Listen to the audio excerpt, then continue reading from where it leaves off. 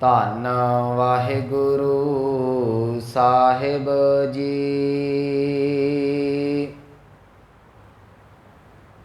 माटी को पुतरा कैसे नचत है, देखै देखै सुनै बोलै दौड़ियो फिरत है। रहाओ जब कछ पावै तब गर्भ करत है, माया गई तब रोवन लगत है। मन बच करम रस कसै लुभाना, बिनस गया जाए कहूँ समाना। कह रविदास बाजी जग पाई, बाजी घर सौ मोहि प्रीत बन आई। वाहिगुरु जी का खालसा वाहिगुरु जी की फतेह। परम सन्मानयोग सतगुरु गुरु ग्रंथ साहिब महाराज जी की पावन हजूरी दे अंदर सुभाए मान सतसंगी जनों वडभागे हो, जो सतगुरां दी रहमत बख्शिश हासिल कर रहे जी। चल रही लड़ीवार धन साहिब श्री गुरु ग्रंथ साहिब महाराज जी की पावन विचार आप जी ने जो अमृत बचन सरवण किया है, ये भगत रविदास जी की मुखार बिंद रसना तो उचारण किया होया है।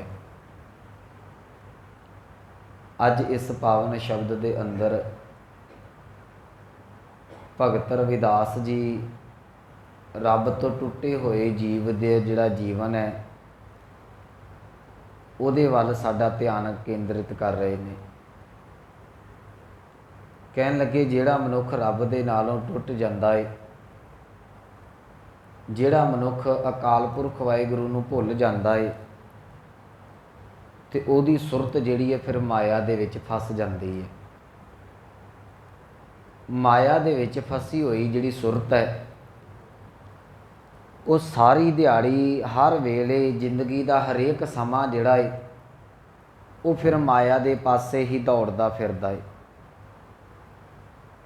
इउं कह लईए कि उन्होंने माया जिहड़ी अपने हत्थां ते नचाउंदी फिरदी है।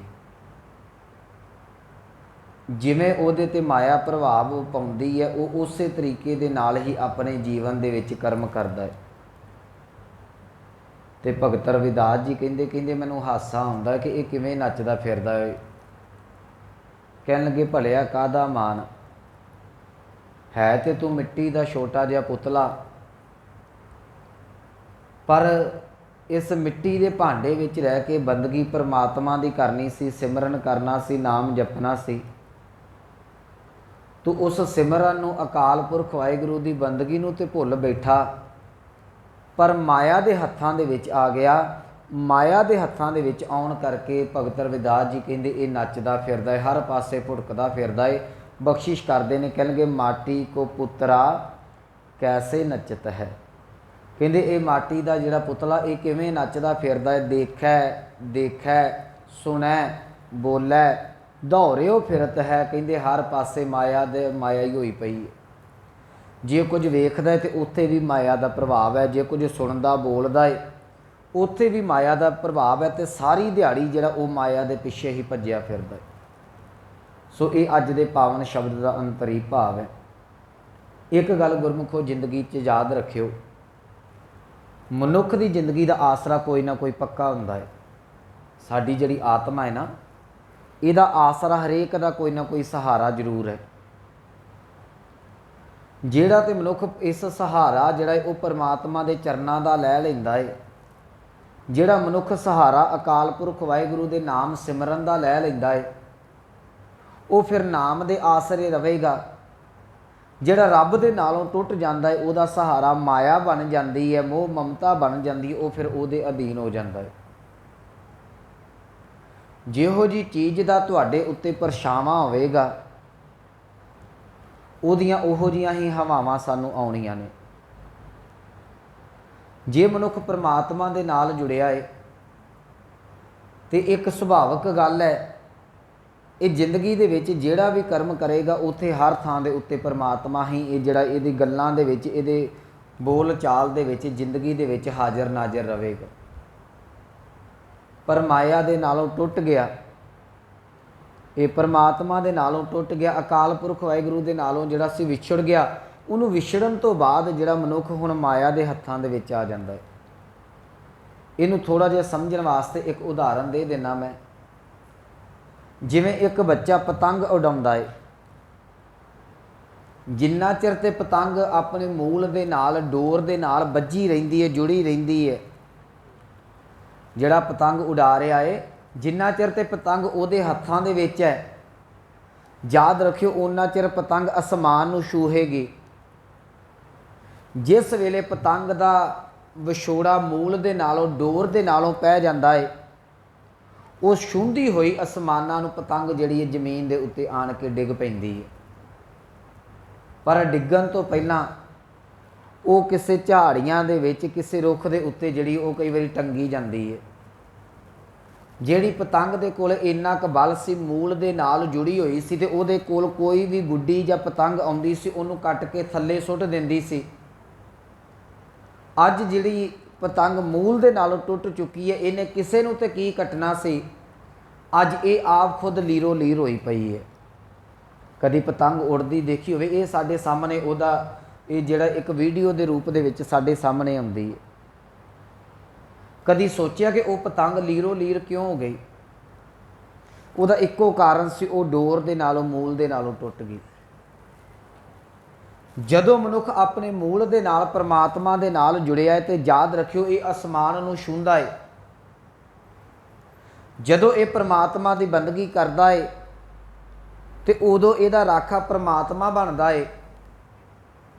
ਜਿਸ ਵੇਲੇ ਇਹ ਪਰਮਾਤਮਾ ਦੇ ਹੁਕਮ ਦੀ ਅਬਦੂਲੀ ਕਰਦਾ ਹੈ, ਜਿਸ ਵੇਲੇ ਪਰਮਾਤਮਾ ਦਾ ਹੁਕਮ ਮੰਨਣਾ ਛੱਡ ਦਿੰਦਾ ਹੈ, ਨਾਮ ਸਿਮਰਨ ਛੱਡ ਦਿੰਦਾ ਹੈ, ਉਸ ਵੇਲੇ ਫਿਰ ਇਹਦਾ ਜੀਵਨ ਡਾਵਾਂ ਡੋਲ ਹੁੰਦਾ ਫਿਰਦਾ ਹੈ। ਜਿਵੇਂ ਪਤੰਗ ਡੋਰ ਦੇ ਨਾਲੋਂ ਟੁੱਟ ਜਾਵੇ, ਰੁੱਖਾਂ ਦੇ ਉੱਤੇ, ਝਾੜੀਆਂ ਦੇ ਉੱਤੇ, ਛਾਪਿਆਂ ਦੇ ਉੱਤੇ ਟੰਗੀ ਜਾਂਦੀ ਹੈ, ਮਨੁੱਖ ਇਸੇ ਤਰੀਕੇ ਦੇ ਨਾਲ ਮਾਇਆ ਦੇ ਰੂਪੀ ਛਾਪਿਆਂ ਦੇ ਉੱਤੇ ਟੰਗਿਆ ਜਾਂਦਾ ਹੈ। ਪਤੰਗ ਡੋਰ ਦੇ ਨਾਲ ਅਸਮਾਨ ਦੇ ਵਿੱਚ ਝੂਮੇਗੀ, ਪਰ ਕਈ ਵਾਰੀ ਇਉਂ ਲੱਗਦਾ ਹੈ, ਜਿਹੜੀ ਪਤੰਗ ਉੱਡਦੀ ਹੈ ਨਾ, ਜਦੋਂ ਥੋੜ੍ਹੀ ਜਿਹੀ ਤਾਂ ਜਾਂਦੀ ਹੈ, ਉਹਦੇ ਮਨ 'ਚ ਭੁਲੇਖਾ ਇੱਕ ਹੋ ਜਾਂਦਾ ਕਿ ਸ਼ਾਇਦ ਮੈਂ ਆਪਣੇ ਡੋਰ ਦੇ ਨਾਲ ਬੱਝੀ ਹੋਈ ਹਾਂ, ਤੇ ਇਸ ਬੱਝਣ ਕਰਕੇ ਇੱਥੇ ਕਾ ਜੇ ਡੋਰ ਦੇ ਨਾਲੋਂ ਟੁੱਟ ਜਾਵਾਂ, ਪਤਾ ਨਹੀਂ ਕਿੰਨੀ ਕੁ ਤਾਂ ਚਲੀ ਜਾਵਾਂਗੀ। ਸਾਡੇ ਮਨ 'ਚ ਵੀ ਭੁਲੇਖਾ ਆ ਜਾਂਦਾ ਹੈ ਕਿ ਮੈਂ ਰੱਬ ਦੇ ਨਾਲ ਜੁੜਿਆ, ਇਮਾਨਦਾਰੀ ਵਰਤਣੀ ਪੈਂਦੀ ਹੈ। ਕੀ ਖੱਟ ਲਿਆ ਇਮਾਨਦਾਰੀ ਦੇ ਵਿੱਚੋਂ? ਰੱਬ ਦੇ ਨਾਲ ਜੁੜਿਆ, ਸੱਚ ਬੋਲਣਾ ਪੈਂਦਾ। ਕੀ ਮਿਲਿਆ ਮੈਨੂੰ, ਕੀ ਖੱਟਿਆ ਹੈ? ਕਿੰਨਾ ਚੰਗਾ ਹੋਵੇ ਰੱਬ ਦਾ ਪਾਸਾ ਛੱਡ ਕੇ ਦੁਨਿਆਵੀ ਦਾਰਾਂ ਦਾ, ਮਨ ਮੁੱਖਾਂ ਵਾਲਾ ਪਾਸਾ ਜਿਹੜਾ ਉਹ ਮੈਂ ਲੈ ਲਵਾਂ।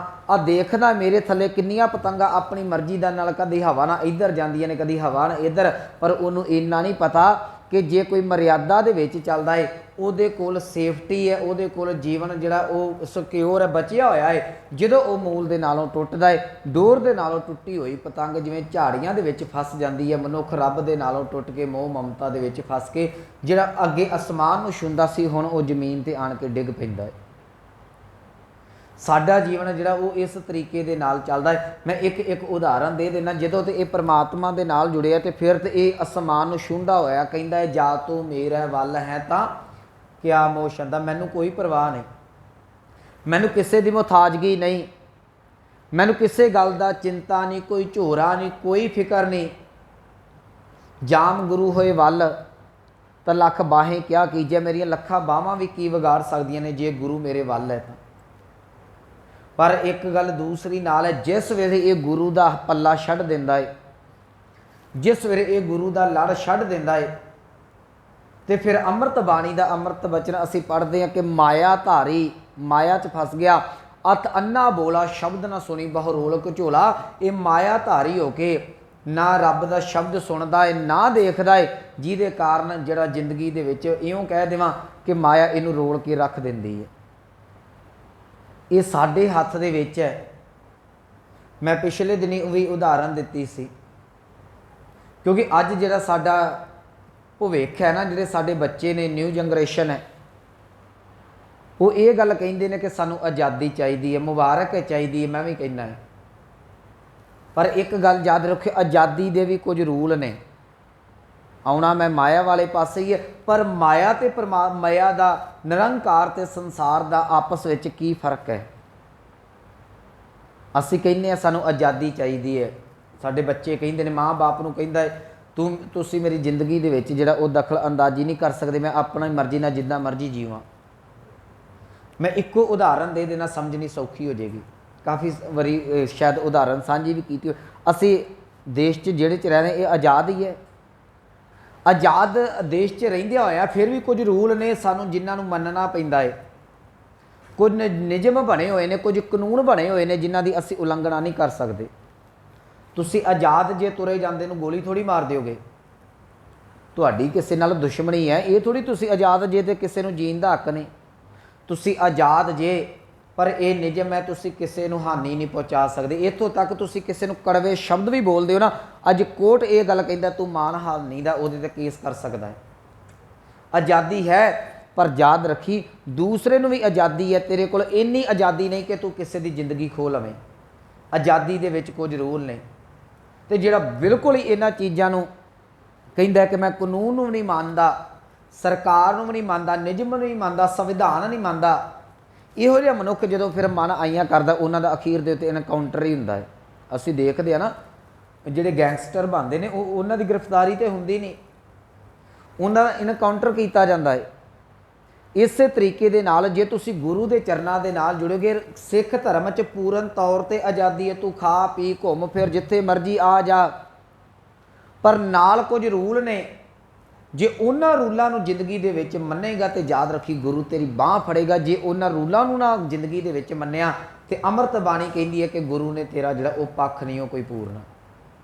उत्थे कई बारी हो जाता जी साडा गुरु सच्चा कि केड़ा। एक भगत कबीर साहब का श्लोक साझा कर देना, कह लगे कबीर साचा सतगुर किया करे, ज्यों सिखा मैं चूक। जे तेरे विच कान है, जे तू ही अपनी जिंदगी दे विच गुरु नूं पूर्ण तौर ते जगह नहीं दे रहा, उत्थे गुरु की करेगा। कबीर साचा सतगुर क्या करे, ज्यों सिखा मैं चूक, अंधे एक ना लाग गई, ज्यों बास बजाया फूक। कहंदे जिवें बांस दे विच फूक मारीए आर पार जिहड़ा वो हो जाती है, उस तरीके दे नाल इह मनमुख मनुख नूं जिन्ना मर्जी समझाई जाओ, जे इहदे विच कान इहदे विच कोई ना कोई कमी है तो फिर उत्थे सच्चा गुरु भी कुछ नहीं कर सकता।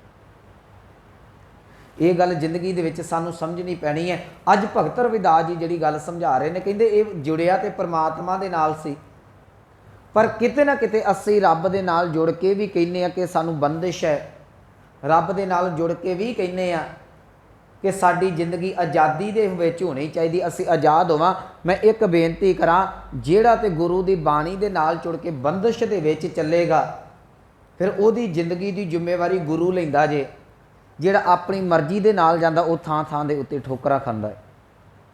तुसीं वेखो जिहड़ा मनुख बाणी पढ़दा नाम जपदा है ना, वो उन्ना मानसिक तौर ते दुखी नहीं जिन्ना अज जिहड़ा है अपनी मन मर्जी जीण वाला मनुख दुखी है। अज दुख ये नहीं कि मैं गरीब हाँ, अज दुख ये नहीं कि मेरे को इन्हां चीज़ां की कमी, अज किसी चीज़ की कमी नहीं। हरेक मनुख चंगी रोटी खा के सौंदा है, उहदे कोल बहुत कुछ रब दा दिता होया है। अज कमी इस गल दी है, रोटी बहुत खाण नूं पई है पर नाल खाण वाला कोई नहीं हैगा। अज घर च पैसा बड़ा है, कमी इस गल दी उहनूं वरतण वाला कोई नहीं हैगा। अज फ्रिज भरी पई है पर डॉक्टर कहंदा तू चुमचा भी घिओ दा खा गया तेरे वास्ते मौत है। अज किसी चीज़ की कमी नहीं। हो सकता है जिहड़ा रब नूं मनदा उहदे घर दे विच रुखी मिस्सी पकदी होवे। वैसे चलो जे एक पक्ष लै लईए ना, जिहड़ी गल अमृत बाणी ने कही ना कि रुखी मिस्सी खाए के ठंडा पानी पीओ, देख पराई चोपड़ी ना तरसाए जियो। अज डॉक्टर भी इहो गल कहिंदे ने कि तुसीं तलियां चीज़ां नहीं खाणियां, सादा फुलका खाओ, सादा जिहड़ा भोजन खाओ। ਅੱਜ ਡਾਕਟਰ ਅੱਜ ਕਹਿ ਰਹੇ ਨੇ ਇਹਨਾਂ ਚੀਜ਼ਾਂ ਤੋਂ ਤੁਹਾਨੂੰ ਰਿਫਾਈਨਡ ਤੋਂ ਜੁਦੀਆਂ ਤੀਜੀਆਂ ਚੀਜ਼ਾਂ ਤੋਂ ਬਿਮਾਰੀ ਹੈ। ਅੰਮ੍ਰਿਤ ਬਾਣੀ ਨੇ ਬੜਾ ਸਮਾਂ ਪਹਿਲਾਂ ਕਹਿ ਦਿੱਤਾ, ਭਲਿਆ ਸਾਦਾ ਭੋਜਨ ਖਾਏਗਾ ਤੇ ਤੇਰੀਆਂ ਬਿਮਾਰੀਆਂ ਤੋਂ ਬਚਿਆ ਰਹੇਗਾ। ਅੱਜ ਜਦੋਂ ਵੀ ਕਿਸੇ ਨੂੰ ਕੋਈ ਪ੍ਰੋਬਲਮ ਆਉਂਦੀ ਹੈ, ਡਾਕਟਰ ਜਿਹੜੇ ਨੇ ਸਭ ਤੋਂ ਪਹਿਲਾਂ ਜਿਹੜਾ ਹੈ ਉਹਦਾ ਖਾਣਾ ਸਹੀ ਕਰਦੇ ਨੇ। ਭਲਿਆ ਆਪਣੀ ਡਾਈਟ ਸਹੀ ਕਰ ਲਾ। ਗੁਰੂ ਨੇ ਇਹ ਪਹਿਲਾਂ ਹੀ ਕਹਿ ਦਿੱਤਾ ਸੀ, ਤੂੰ ਸਾਦਾ ਭੋਜਨ ਵੀ ਖਾ ਕੇ ਜੇ ਸੁੱਤਾ ਹੈ ਨਾ, ਤੇ ਜੇ ਅੰਮ੍ਰਿਤ ਬਾਣੀ ਪੜ੍ਹਦਾ ਹੈ ਤੇ ਹੋ ਸਕਦਾ ਤੇਰੇ ਕੋਲ ਮੰਜੀ ਵੀ ਟੁੱਟੀ ਹੋਵੇ, ਵਿਛਾਉਣ ਨੂੰ ਚਾਦਰ ਬਣਾਵੇ, ਨੀਂਦ ਬੜੀ ਸੌਖੀ ਆਵੇਗੀ, ਪਰ ਜੇ ਰੱਬ ਦੇ ਨਾਲੋਂ ਟੁੱਟ ਗਿਆ, ਹੋ ਸਕਦਾ ਤੇਰੇ ਕੋਲ ਕੀਮਤੀ ਤੋਂ ਕੀਮਤੀ ਗਦੇਲੇ ਹੋਣ, ਤੈਨੂੰ ਉਹਦੇ ਤੇ ਨੀਂਦ ਵੀ ਨਹੀਂ ਆਉਂਦੀ। ਮੈਂ ਅਕਸਰ ਜਿਹੜੇ ਭਿਖਾਰੀ ਸੜਕਾਂ ਤੇ ਆਰਾਮ ਦੇ ਨਾਲ ਸੁੱਤੇ ਹੋਏ ਵੇਖੇ ਨੇ, ਤੇ ਕੋਠੀਆਂ ਵਾਲੇ ਜਿਹੜੇ ਨੇ ਉਹ ਬੈੱਡ ਰੈਸਟ ਦੀ ਗੋਲੀ ਲੈਂਦਿਆਂ ਦੇਖੇ ਨੇ। ਕਦੀ ਕਿਸੇ ਭਿਖਾਰੀ ਨੇ, ਕਿਸੇ ਝੌਂਪੜੀ ਵਾਲੇ ਨੇ, ਜਾਂ ਮੈਂ ਪਿੰਡ ਦਾ ਦਿਹਾੜੀਦਾਰ ਨੇ ਅੱਜ ਤੱਕ ਡਾਕਟਰ ਦੇ ਕੋਲ ਜਾ ਕੇ ਇਹ ਨਹੀਂ ਕਿਹਾ ਜੀ ਮੈਨੂੰ ਨੀਂਦ ਨਹੀਂ ਆਉਂਦੀ ਤੇ ਮੈਨੂੰ ਗੋਲੀ ਦੇ ਦਿਓ। ਕਦੀ ਇਹੋ ਜਿਹੀ ਗੱਲ ਨਹੀਂ ਹੋਈ। ਹਾਂ ਥਕਾਵਟ ਹੁੰਦੀ ਹੈ ਸਾਡੇ ਨਾਲ, ਚਲੋ ਜਦੋਂ ਅਸੀਂ ਪਿੰਡਾਂ 'ਚ ਕੰਮ ਕੁੰਮ ਪੈਂਦਾ ਹੈ, ਇੱਕ ਕੈਪਸੂਲ ਹੈ ਬੀਕਾਸੋਲ ਦਾ, ਉਹ ਖਾ ਕੇ ਸੌਂ ਜਾਂਦੇ ਦੁੱਧ ਦੇ ਨਾਲ। ਜੇ ਜ਼ਿਆਦਾ ਥਕਾਵਟ ਹੋਵੇ ਨਾ, ਕਦੀ ਵੀ ਮਤਲਬ ਪਿੰਡਾਂ ਦੇ ਵਿੱਚ ਮੈਂ ਬਹੁਤ ਘੱਟ ਚਾਂਸ ਦੇਖਦਾ ਜਿਨ੍ਹਾਂ ਨੇ, ਜਿਹੜਾ ਸਵੇਰ ਤੋਂ ਲੈ ਕੇ ਰਾਤ ਤੱਕ ਵਿਚਾਰਾ ਕਈ ਚੁੱਕ ਕੇ ਮਾਰੇ, ਉਹਨੂੰ ਤੇ ਮੰਜਾ ਚਾਹੀਦਾ, ਕਿਹੜੇ ਵੇਲੇ ਮੰਜਾ ਆਵੇ ਤੇ ਮੈਂ ਸੌਣ ਦੀ ਕਰਾਂ। ਨੀਂਦ ਉਹਨੂੰ ਨਹੀਂ ਆਉਂਦੀ ਜਿਹੜਾ ਲੋਕਾਂ ਦਾ ਹੱਕ ਮਾਰ ਕੇ ਖਾਂਦਾ ਪਿਆ ਹੈ, ਕਿਉਂਕਿ ਉਹਦੀਆਂ ਬਦਦੁਆਵਾਂ ਨਾਲ ਲੱਗਦੀਆਂ ਪਈਆਂ ਨੇ। ਅੱਜ ਇਹ ਚੀਜ਼ ਦੀ ਸਾਡੇ ਘਰ 'ਚ ਪੈਸੇ ਦੀ ਕਮੀ ਨਹੀਂ, ਪਰ ਸਾਡੇ ਕੋਲ ਅੱਜ ਇਮਾਨਦਾਰੀ ਦੀ ਕਮੀ ਹੈ, ਜਿਹਨੂੰ ਅੰਮ੍ਰਿਤ ਬਾਣੀ ਕਹਿੰਦੀ ਹੈ। ਕਹਿਣ ਲੱਗੇ, ਭਲਿਆ ਅਨ ਕਾਏ ਰਾਤੜਿਆਂ ਵਾਟ ਦੁਹੇਲੀ ਰਾਮ, ਪਾਪ ਕਮਾਵੰਦਿਆ ਤੇਰਾ ਕੋਈ ਨਾ ਬੇਲੀ ਰਾਮ। ਜੇ ਤੂੰ ਪਾਪ ਦੀ ਕਮਾਈ ਘਰ ਲੈ ਕੇ ਆਉਣਾ ਹੈ, ਯਾਦ ਰੱਖੀ ਭਾਵੇਂ ਤੂੰ ਗੁਰੂ ਨੂੰ ਜਿੰਨੀਆਂ ਮਰਜ਼ੀ ਪਾਪ ਦੀ ਕਮਾਈ 'ਚੋਂ ਭੇਟਾ ਅਰਪਣ ਕਰਦੀ, ਗੁਰੂ ਦੇ ਕਿਸੇ ਵੀ ਲੇਖੇ ਦੇ ਵਿੱਚ ਨਹੀਂ ਲੱਗਣੀ। ਅਸੀਂ ਅੰਮ੍ਰਿਤ ਬਚਨ ਪੜ੍ਹਦੇ ਨੇ, ਹੱਕ ਪਰਾਇਆ ਨਾਨਕਾ ਉਸ ਸੂਰ ਉਸ ਗਾਏ ਗੁਰ ਪੀਰ ਹਾਮਾ, ਤਾਂ ਭਰੇ ਜਾ ਮੁਰਦਾਰ ਨਾ ਖਾਏ। ਗੁਰੂ ਤੇਰੀਆਂ ਭੇਟਾਂ ਦਾ ਭੁੱਖਾ ਨਹੀਂ, ਗੁਰੂ ਨੂੰ ਤੇਰੀ ਭਾਵਨਾ ਚਾਹੀਦੀ ਹੈ। ਮੈਂ ਗੱਲ ਆਪਣੀ ਪਿੱਛੇ ਵੱਲ ਆਵਾਂ ਜਿੱਥੋਂ ਮੈਂ ਗੱਲ ਸ਼ੁਰੂ ਕੀਤੀ ਸੀ। ਜੇ ਤੁਸੀਂ ਧਰਮ ਦੀ ਆਜ਼ਾਦੀ ਮੰਗਦੇ, ਜੇ ਪਰਮਾਤਮਾ ਪੂਰਨ ਤੌਰ 'ਤੇ ਆਜ਼ਾਦੀ ਦਿੰਦਾ ਹੈ, ਪਰ ਆਜ਼ਾਦੀ ਦੇ ਵਿੱਚ ਵੀ ਕੁਝ ਰੂਲ ਨੇ। ਤੈਨੂੰ ਕਿਸੇ ਦਾ ਹੱਕ ਨਹੀਂ ਖਾਣਾ ਹੋਵੇਗਾ, ਤੂੰ ਆਜ਼ਾਦ ਹੈ। ਕਿਰਤ ਕਰ, ਕਿਰਤ ਦੇ ਵਿੱਚੋਂ ਗੁਰੂ ਨੇ ਕਦੀ ਨਹੀਂ ਰੋਕਿਆ। ਕਿਰਤ ਕਰ, ਸੱਚੀ ਸੁੱਚੀ ਕਿਰਤ ਕਰ, ਪਰ ਇਹ ਨਾ ਹੋਵੇ ਤੇਰੀ ਕਿਰਤ ਦੇ ਨਾਲ ਬਗਾਨੀਆਂ ਮਾਵਾਂ ਦੇ ਪੁੱਤ ਮਰਦੇ ਹੋਣ। ਨਸ਼ੇ ਵਾਲੀ ਕਿਰਤ ਨਾ ਕਰੀ, ਉਹਨੂੰ ਗੁਰੂ ਪ੍ਰਵਾਨ ਨਹੀਂ ਕਰੇਗਾ। ਆਜ਼ਾਦੀ ਹੈ, ਬੜੇ ਕੰਮ ਨੇ ਜਿਹੜੇ ਮਰਜ਼ੀ ਕਰੀ ਜਾਓ। ਜ਼ਰੂਰੀ ਨਸ਼ਾ ਵੇਚਣਾ ਆਪਾਂ, ਜ਼ਰੂਰੀ ਸ਼ਰਾਬ ਵੇਚਣੀ ਹੈ, ਬੜੇ ਕੰਮ ਨੇ ਜੋ ਮਰਜ਼ੀ, ਗੁਰੂ ਕਦੀ ਨਹੀਂ ਰੋਕੇਗਾ। ਜੋ ਮਰਜ਼ੀ ਖਾ, ਤੇਰੇ ਕੋਲ ਆਜ਼ਾਦੀ ਹੈ, ਪਰ ਨਸ਼ੇ ਵਾਲੀਆਂ ਚੀਜ਼ਾਂ ਨਾ ਖਾ। ਤੇਰਾ ਆਪਣਾ ਟੱਬਰ ਵੀ ਦੁਖੀ ਹੈ, ਆਪ ਵੀ ਤੂੰ ਦੁਖੀ ਹੋਏਗਾ, ਗੁਰੂ ਇੱਥੇ ਰੋਕਦਾ।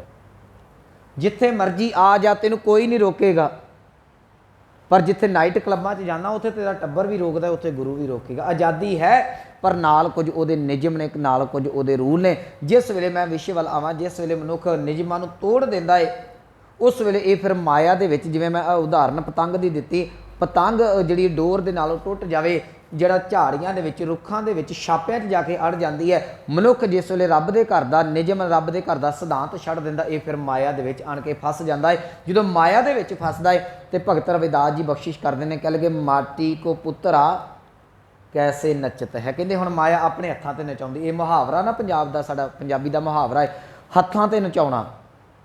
ਇਹਦਾ ਭਾਵ ਹੈ ਜਿੱਦਾਂ ਕੋਈ ਕਹਿੰਦਾ ਉੱਦਾਂ ਕਰਦਾ ਹੈ। ਮਾਇਆ ਹੁਣ ਕਿੱਦਾਂ ਨਚਾਉਂਦੀ ਆਪਾਂ ਅੱਗੇ ਵੇਖਾਂਗੇ। ਕਹਿਣ ਲੱਗੇ ਮਾਟੀ ਕੋ ਪੁੱਤਰਾ, ਕਹਿੰਦੇ ਇਹ ਮਾਟੀ ਦਾ, ਮਿੱਟੀ ਦਾ ਪੁਤਲਾ ਹੈ। ਕੈਸੇ ਨੱਚਤ ਹੈ, ਕਿਉਂ ਕੀ ਹੋਇਆ ਜੀ? ਕਹਿੰਦੇ ਦੇਖੈ ਸੁਣੈ ਬੋਲੈ ਦੌੜਿਓ ਫਿਰਤ ਹੈ। ਕਹਿੰਦੇ ਜਦੋਂ ਵੀ ਵੇਖਦਾ ਇਹੋ ਗੱਲ ਵੇਂਦਾ ਵੀ ਮੈਨੂੰ ਇੱਧਰੋਂ ਵੀ ਪੈਸੇ ਆ ਜਾਣ, ਮੈਨੂੰ ਇੱਧਰੋਂ ਵੀ ਪੈਸੇ ਆ ਜਾਣ।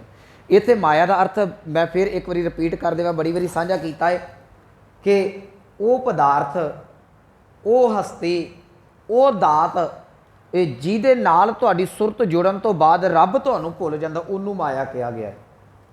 ਕਿਉਂਕਿ ਅਸੀਂ ਕਿਰਤ ਸਾਰੇ ਕਰਦੇ ਹਾਂ, ਮੈਂ ਵੀ ਕਥਾ ਕਰਦਾ, ਮੇਰੀ ਵੀ ਇੱਕ ਕਿਰਤ ਵੀ ਹੈ। ਤੁਸੀਂ ਸਾਰੇ ਆਪੋ ਆਪਣਾ ਬਿਜ਼ਨਸ ਕਰਦੇ, ਕੋਈ ਕਿਰਤ ਕਰਦਾ, ਕੋਈ ਕਿਰਤ ਹੈ। ਇੱਥੇ ਮਾਇਆ ਦਾ ਅਰਥ ਪੈਸੇ ਨਾ ਕਰ ਲਿਓ, ਪੈਸੇ ਤੋਂ ਬਿਨਾਂ ਤਾਂ ਮੈਂ ਵੀ ਨਹੀਂ ਕਥਾ ਕਰਦਾ। ਇੱਥੇ ਅਰਥ ਪੈਸਾ ਨਹੀਂ, ਇੱਥੇ ਅਰਥ ਹੈ ਜਿਹਨੂੰ ਵੀ ਵੇਖ ਕੇ ਤੈਨੂੰ ਰੱਬ ਭੁੱਲਦਾ ਹੈ। ਤੇ ਜੇ ਤੈਨੂੰ ਕੋਠੀ ਵੇਖ ਕੇ ਰੱਬ ਭੁੱਲਦਾ, ਉਹ ਵੀ ਮਾਇਆ ਹੈ। ਜੇ ਤੈਨੂੰ ਪਰਿਵਾਰ ਵੇਖ ਕੇ ਰੱਬ ਭੁੱਲਦਾ ਹੈ, ਉਹ ਵੀ ਮਾਇਆ ਹੈ। ਜੇ ਤੈਨੂੰ ਆਪਣੀ ਕਮਾਈ, ਕੁਰਸੀ, ਆਪਣੀ ਪ੍ਰਭਤਾ, ਮਾਨ, ਵਡਿਆਈ ਵੇਖ ਕੇ ਰੱਬ ਭੁੱਲਦਾ, ਉਹ ਵੀ ਮਾਇਆ ਹੈ। ਜੇ ਤੂੰ ਇਹਨਾਂ ਸਾਰਿਆਂ ਦੇ ਵਿੱਚ ਰਹਿ ਕੇ ਪ੍ਰਮਾਤਮਾ ਦੇ ਨਾਲ ਜੁੜਿਆ ਹੋਇਆ ਹੈ, ਯਾਦ ਰੱਖੀ ਇਹ ਮਾਇਆ ਨਹੀਂ। ਫਿਰ ਬਾਣੀ ਆਖੇਗੀ ਕਿ ਭਲਿਆ ਇਹ ਵਿਸ ਸੰਸਾਰ ਤੁਮ ਦੇਖਦਾ, ਕਹਿਣ ਲੱਗੇ ਇਹ ਹਰ ਕਾ ਰੂਪ ਹੈ। ਕਹਿੰਦੇ ਇਹ ਫਿਰ ਪ੍ਰਮਾਤਮਾ ਹਰੀ ਦਾ ਰੂਪ ਬਣਾ ਦੇਵੇਗਾ। ਇਹ ਪ੍ਰਮਾਤਮਾ ਜਿਹੜਾ ਹੈ ਇਹ ਹਰ ਕਾ ਬਾਗਰਾ ਬਣ ਜਾਵੇਗਾ ਫਿਰ ਜਿਸ ਵੇਲੇ ਅਸੀਂ ਪ੍ਰਮਾਤਮਾ ਦਾ ਨਾਮ ਨਾਲ ਲੈ ਕੇ ਚੱਲਦੇ। ਇਸੇ ਕਰਕੇ ਅੰਮ੍ਰਿਤ ਬਾਣੀ ਨੇ ਸਾਨੂੰ ਜਿਹੜਾ ਨਾ ਉਹ ਸਿਧਾਂਤ ਦਿੱਤਾ ਸੀ, ਤੂੰ ਨਾਮ ਜਪ, ਬਾਣੀ ਪੜ੍ਹ, ਆਪਣੀ ਕਿਰਤ ਵਿਰਤ ਜੋ ਮਰਜ਼ੀ ਕਰ। ਭਾਈ ਸਾਹਿਬ ਵੀ ਕਹਿੰਦੇ ਨੇ ਤੇ ਕਿਰਤ ਵਿਰਤ ਕਰ, ਧਰਮ ਦੀ ਹੱਥੋਂ ਦੇ ਕੇ ਭਲਾ ਮਨਾਵੇ। ਸੋ ਮੈਂ ਇਹ ਤਾਂ ਸਪਸ਼ਟ ਕਰ ਦਿੱਤਾ। ਕਈ ਵਾਰੀ ਅਸੀਂ ਮਾਇਆ ਦਾ ਅਰਥ ਪੈਸੇ ਨਾ ਇਕੱਲੇ ਕਰ ਜਾਈਏ। ਕਹਿ ਲਗੇ ਮਾਟੀ ਕੋ ਪੁੱਤਰਾ, ਕਹਿੰਦੇ ਮਾਇਆ ਅਧੀਨ ਮਨੁੱਖ ਕੈਸੇ ਨੱਚਦਾ, ਕਿੱਦਾਂ ਨੱਚਦਾ ਫਿਰਦਾ ਹੈ। ਕਦੀ ਧੀਆਂ ਪੁੱਤਾਂ ਪਿੱਛੇ ਸਾਰੀ ਉਮਰ ਰੋਲ ਕੇ ਕੱਢ ਦਿੰਦਾ ਹੈ, ਕਦੀ ਪਰਿਵਾਰ ਪਿੱਛੇ ਰੋਲ ਕੇ ਕੱਢ ਦਿੰਦਾ, ਕਦੀ ਪੈਸੇ ਪਿੱਛੇ ਕੱਢ ਦਿੰਦਾ। ਸਾਡਾ ਤਾਂ ਇਸੇ ਕੰਮ ਦੇ ਵਿੱਚ ਹੀ ਲੱਕ ਟੁੱਟ ਜਾਂਦਾ ਹੈ ਨਾ। ਬੱਚਾ ਸਕੂਲੇ ਪਾਉਂਦੇ ਆ, ਪਹਿਲਾਂ ਤਾਂ ਉਹ ਵਿਚਾਰਾ 20-25 ਸਾਲ ਤੱਕ ਪੜ੍ਹਦਿਆਂ ਹੀ ਲੱਕ ਤੋੜ ਦਿੰਦਾ ਕਿ ਮੈਂ ਪੜ੍ਹਾਈ ਕਰਨੀ ਹੈ। ਪੜ੍ਹ ਕੇ ਬਾਅਦ 'ਚ ਨੌਕਰੀ ਲੱਗਦਾ ਹੈ, ਫਿਰ ਨੌਕਰੀ ਕਰਕੇ ਜੋ ਪਰਿਵਾਰ ਪਾਲਣ ਲੱਗਦਾ, ਬੁੱਢਾ ਹੋ ਜਾਂਦਾ, ਅਜੇ ਤੱਕ ਪਰਿਵਾਰ ਹੀ ਨਹੀਂ ਪਲਦਾ। ਪਤਾ ਨਹੀਂ ਕਿਹੋ ਜਿਹੇ ਮਸਲੇ 'ਚ ਪੈ ਗਏ। ਬਾਣੀ ਨੇ ਇਹ ਨਹੀਂ ਕਿਹਾ ਤੂੰ ਪੜ੍ਹਾਈ ਨਾ ਕਰ, ਬਾਣੀ ਨੇ ਇਹ ਨਹੀਂ ਕਿਹਾ ਤੂੰ ਪਰਿਵਾਰ ਨਾ ਪਾਲ, ਬਾਣੀ ਨੇ ਇਹ ਕਿਹਾ ਸੀ ਕੁਝ ਆਪਣੇ ਵਾਸਤੇ ਵੀ ਰੱਖ ਲਾ। ਅੱਜ ਦੀ ਸੱਚਾਈ ਹੈ ਜੋ ਅੱਜ ਸਾਡੇ ਸਾਹਮਣੇ ਚੀਜ਼ਾਂ ਆ ਰਹੀਆਂ ਨਾ, ਥਾਂ ਥਾਂ 'ਤੇ ਬਿਰਧ ਆਸ਼ਰਮਾਂ ਦਾ ਜਿਹੜਾ ਉਦਘਾਟਨ ਕੀਤਾ ਜਾ ਰਿਹਾ ਹੈ। ਮੈਂ ਤਾਂ ਸੋਚਦਾ ਜਿਹੜੇ ਉਦਘਾਟਨ ਕਰਦੇ ਨੇ ਉਹਨਾਂ ਇੱਕ ਵਾਰੀ ਵੀ ਨਹੀਂ ਸੋਚਿਆ ਇਹਦਾ ਅਰਥ ਕੀ ਨਿਕਲਦਾ ਹੈ। ਕਈ ਵਾਰੀ ਨਾ ਅਸੀਂ ਕੁਝ ਚੀਜ਼ਾਂ ਕੰਮ ਕਰ ਦਿੰਦੇ ਹਾਂ, ਸਾਨੂੰ ਉਹਦੇ ਅਰਥਾਂ ਦਾ ਨਹੀਂ ਪਤਾ ਹੁੰਦਾ। ਬਿਰਧ ਆਸ਼ਰਮ ਦਾ ਜੇ ਉਦਘਾਟਨ ਕੀਤਾ ਜਾਣ ਡਿਆ ਤਾਂ ਇਹਦੇ ਤੋਂ ਵੱਡੀ ਸਾਡੇ ਵਾਸਤੇ ਸ਼ਰਮ ਦੀ ਹੋਰ ਕੋਈ ਗੱਲ ਨਹੀਂ। ਇਹਦਾ ਅਰਥ ਕੀ ਹੈ ਵੀ ਇੱਥੇ ਬਜ਼ੁਰਗ ਆਉਣਗੇ। ਜੇ ਬੱਚੇ ਅੱਜ ਬਜ਼ੁਰਗ ਨਹੀਂ ਸਾਂਭਦੇ ਪਏ ਤੇ ਯਾਦ ਰੱਖਿਓ ਅਸੀਂ ਜਿਹੜੇ ਨੇ ਆਪਣੀ ਉਮਰ ਦੇਖਦੇ ਹਾਂ, ਸਾਨੂੰ ਕੱਲ੍ਹ ਨੂੰ ਕਿੰਨਾ ਨੇ ਸਾਂਭਣਾ। ਸੋ ਇਸ ਕਰਕੇ ਬੱਚਿਆਂ ਨੂੰ ਤੂੰ ਸਟੈਂਡ ਕਰਤਾ, ਕੁਝ ਆਪਣੀ ਆਤਮਾ ਵਾਸਤੇ ਵੀ ਤੂੰ ਕੁਝ ਕਰ ਜਾ। ਜਿੱਥੇ ਕਿਸੇ ਨੇ ਸਾਥ ਨਹੀਂ ਨਾ ਤੇਰਾ ਦੇਣਾ, ਜਿਹੇ ਮਾਤ ਪਿਤਾ ਸੁੱਤ ਮੀਤ ਨਾ ਭਾਈ, ਮਨ ਊਹਾ ਨਾਮ ਤੇਰਾ ਸੰਗ ਸਹਾਈ, ਉੱਥੇ ਥੋੜ੍ਹਾ ਜਿਹਾ ਨਾਮ ਵੀ ਜਪ ਲਿਆ ਕਰ, ਉਹਨੇ ਤੇਰੀ ਮਦਦ ਕਰ ਦੇਣੀ। ਤੂੰ ਜਾ ਸਵੇਰੇ ਕੰਮ ਤੇ, ਤੈਨੂੰ ਰੋਕਿਆ ਥੋੜ੍ਹੀ ਹੈ। ਤੂੰ 8 ਘੰਟੇ ਡਿਊਟੀ ਹੈ, 8 ਕਰ 10 ਕਰ, ਸਾਨੂੰ ਕੋਈ ਮਸਲਾ ਨਹੀਂ। ਜਾਣ ਤੋਂ ਪਹਿਲਾਂ ਅੱਧਾ ਪੌਣਾ ਘੰਟਾ ਲੱਗਣਾ, ਬਹਿ ਕੇ ਨਿਤਨੇਮ ਕਰ ਜਿਆ ਕਰ। ਰਾਤ ਨੂੰ ਆਉਣਾ, ਸਾਨੂੰ ਪਤਾ ਤੂੰ ਥੱਕਿਆ ਟੁੱਟਿਆ ਆਉਣਾ, ਨਹੀਂ ਟਾਈਮ ਲੱਗਦਾ, ਪਰ 10 ਮਿੰਟ ਲੱਗਦੇ ਨੇ ਰਹਿ ਰਾਸ ਨੂੰ, 10 ਮਿੰਟ ਰਹਿ ਰਾਸ ਕਰ ਲਿਆ ਕਰ। ਸੌਣ ਲੱਗਿਆ 2 ਮਿੰਟ ਲੱਗਦੇ ਨੇ, ਸੋਹਿਲਾ ਸਾਹਿਬ ਪੜ੍ਹ ਲਿਆ ਕਰ। ਇੰਨਾ ਤਾਂ ਕੰਮ ਕਰ ਲਾ ਆਪਣੇ ਵਾਸਤੇ। 10 ਮਿੰਟ ਜਿਹੜੇ ਬ੍ਰੇਕ ਮਿਲਦੀ ਹੈ ਕਿਤੇ ਗੁਰੂ ਜਪ ਲਿਆ ਕਰ। ਇੰਨਾ ਕੁ ਕੰਮ ਰੱਬ ਦਾ ਕਰ ਲਾ, ਬਾਕੀ ਤੂੰ ਸਾਰੇ ਆਪਣੇ ਕੰਮ ਕਰੀ ਜਾ, ਪਰਿਵਾਰ ਪਾਲ, ਜੋ ਮਰਜ਼ੀ ਕਰ। ਇੱਥੇ ਭਗਤ ਰਵਿਦਾਸ ਜੀ ਕਹਿੰਦੇ ਜਿਹੜਾ ਮਨੁੱਖ ਮਾਇਆ ਧਾਰੀ ਹੁਣ ਉਹਨੂੰ ਸਵੇਰ ਤੋਂ ਲੈ ਕੇ ਰਾਤ ਤੱਕ ਮਾਇਆ। ਅੱਜ ਤੇ ਸਿਸਟਮ ਹੀ ਇੱਦਾਂ ਦਾ ਹੋ ਗਿਆ ਨਾ, ਅੱਜ ਜਦੋਂ ਦਾ ਲਾਕਡਾਊਨ ਹੋਇਆ ਨਾ ਉਸ ਤੋਂ ਬਾਅਦ ਇਹਨੇ ਸਾਡੇ ਬੱਚਿਆਂ ਦਾ ਬਿਲਕੁਲ ਹੀ ਬੇੜਾ ਗਰਕ ਕੀਤਾ ਹੋਇਆ ਹੈ। ਮੈਂ ਦੇਖਦਾ ਜਿਹਨਾਂ ਦਾ ਦਫ਼ਤਰਾਂ ਦਾ ਕੰਮ ਸੀ ਉਹ ਵਿਚਾਰੇ ਲੈਪਟਾਪ 'ਤੇ ਲੱਗੇ ਰਹਿੰਦੇ ਨੇ। ਸਵੇਰੇ 10-11 ਵਜੇ 8-9 ਵਜੇ ਮੀਟਿੰਗ ਸ਼ੁਰੂ ਹੁੰਦੀ ਹੈ, ਰਾਤ ਦੇ 12-12 1-1 ਵਜੇ ਤੱਕ ਮੀਟਿੰਗਾਂ ਆਨਲਾਈਨ ਹੀ ਚੱਲਦੀਆਂ ਰਹਿੰਦੀਆਂ ਨੇ। ਜਿਹੜਾ 12-1 ਵਜੇ ਮੀਟਿੰਗ ਖਤਮ ਕਰੇਗਾ ਉਹਨੇ ਆਪੇ ਸਵੇਰੇ ਅਗਲੇ ਦਿਨ 9 ਵਜੇ ਉੱਠਣਾ। ਅੰਮ੍ਰਿਤ ਵੇਲਾ ਕਿਹੜੇ ਵੇਲੇ ਸੰਨ ਪਏਗਾ। ਕਹਿੰਦੇ ਦੇਖਿਆ ਜਦੋਂ ਵੇਖਦਾ ਇਹਨੂੰ ਮਾਇਆ ਹੀ ਨਜ਼ਰ ਆਉਂਦੀ ਹੈ, ਆਹ ਵੀ ਕੰਮ ਕਰ ਲਾ, ਮੈਨੂੰ ਇੱਧਰੋਂ ਮਾਇਆ ਜੇ, ਆਹ ਵੀ ਕਰ ਲਾ, ਆਹ ਮੇਰਾ ਦੇਖਿਆ ਸੁਣਿਆ। ਜੇ ਕੁਝ ਸੁਣਦਾ ਏ ਉਹ ਵੀ ਮਾਇਆ ਦੇ ਅਧੀਨ ਹੋ ਕੇ ਹੀ ਬੋਲ ਸੁਣਦਾ ਹੈ, ਰੱਬ ਦੇ ਬੋਲ ਨਹੀਂ ਸੁਣਦਾ। ਕੰਨਾਂ ਦੇ ਨਾਲ ਸੁਣਿਆ ਹੈ, ਕਹਿੰਦਾ ਇੰਨੇ ਕੁ ਪੈਸੇ ਜੁੜ ਕੇ ਕੋਠੀ ਪੈ ਜਾਏਗੀ, ਪਰ ਕੰਨਾਂ ਦੇ ਨਾਲ ਇਹ ਨਹੀਂ ਸੁਣਿਆ ਕਿ ਭਲਿਆ ਇੱਕ ਸੁਖਮਨੀ ਸਾਹਿਬ ਤੂੰ ਕਰ ਲਾ, ਆਤਮਾ ਵਾਸਤੇ ਕੰਮ ਆ ਜਾਏਗਾ। ਇਹ ਵੀ ਤੇ ਕੰਨ ਹੀ ਸੁਣਦੇ ਨੇ ਨਾ। ਦੇਖਿਆ ਸੁਣਿਆ ਬੋਲਿਆ। ਰਸਨਾ ਕਹਿੰਦੀ ਹੈ ਕਿ ਮੈਂ ਆਹ ਕੰਮ ਕਰਨੇ ਨੇ, ਕਦੀ ਰਸਨਾ ਇਹ ਨਹੀਂ ਕਹਿੰਦੀ ਕਿ ਬਹਿ ਕੇ ਤੂੰ ਜਪਜੀ ਸਾਹਿਬ ਦੇ 2 ਪਾਠ ਵੱਧ ਕਰ ਲਾ।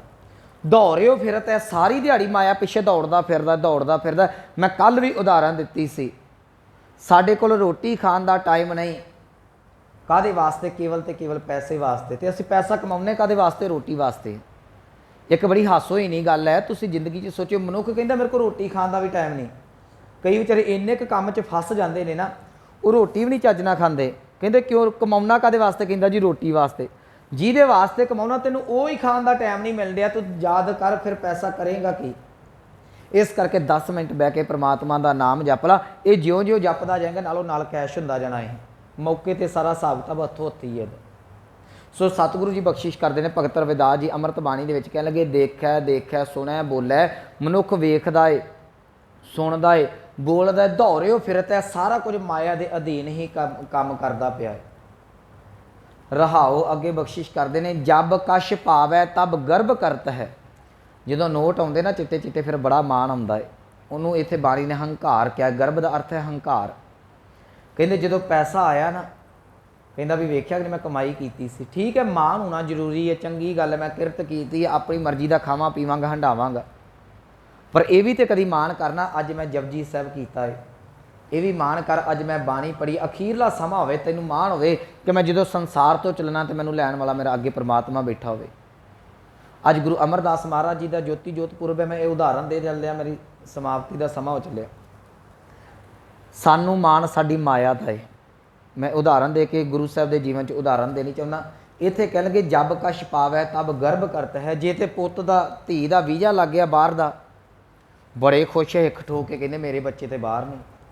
ਨੌਕਰੀ ਲੱਗ ਗਈ ਸਰਕਾਰੀ, ਅਸੀਂ ਕਹਿੰਦੇ ਸਾਡੇ ਤੇ ਕੋਲ ਸਰਕਾਰੀ ਨੌਕਰੀ ਹੈ। ਕੋਠੀ ਮਿਲ ਗਈ, ਕਹਿੰਦਾ ਮੇਰੇ ਕੋਲ ਕੋਠੀ ਹੈ। ਗੱਡੀ ਮਿਲ ਗਈ, ਕਹਿੰਦਾ ਮੇਰੇ ਕੋਲ ਗੱਡੀ ਹੈ। ਜਿਸ ਵੇਲੇ ਜੰਮ ਲੈਣ ਆਉਂਦੇ ਨੇ, ਕਹਿੰਦਾ ਮੇਰੇ ਪੱਲੇ ਤੇ ਹੈ ਹੀ ਕੁਛ ਨਹੀਂ ਹੈ।